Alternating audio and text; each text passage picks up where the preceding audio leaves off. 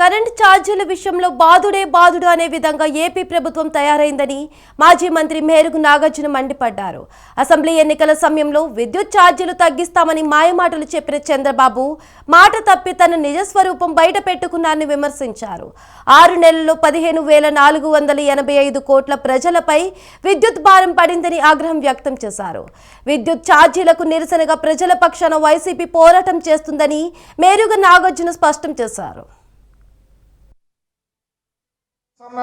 మరి ఆ శిక్షలు ఎక్కడికి వెళ్ళినాయో ఇచ్చిన హామీలన్నీ తొంగలో తొక్కేశారు. ఒక్క హామీ మీద కూడా త్రికరణ శుద్ధితో ప్రభుత్వం పనిచేస్తున్న పరిస్థితి ఎక్కడా లేదు. పర్టికులర్ గా విద్యుత్ ఛార్జీలకు సంబంధించి అయితే ఇచ్చిన మాట నిర్వర్తించకపోగా 6 నెలల్లో దాదాపు 15,485 కోట్ల బాధుడు జనాన్ని నడ్డి విరుస్తా ఉందంటే ఈ నవంబర్ నెల బిల్లులో 6,000 కోట్లు వేగా వచ్చే నెలలో దాదాపు 9,412 కోట్లకు పైగా భారం వేయబోతా ఉంది. టోటల్ గా దాదాపు 15,485 కోట్లకు పైగా ఈ రాష్ట్ర ప్రజల మీద భారాన్ని వేయటానికి చంద్రబాబు నాయుడు ముందుకొస్తా ఉన్నాడు. ప్రజల నడ్డి విరుస్తా ఉన్నాడని చెప్పడానికి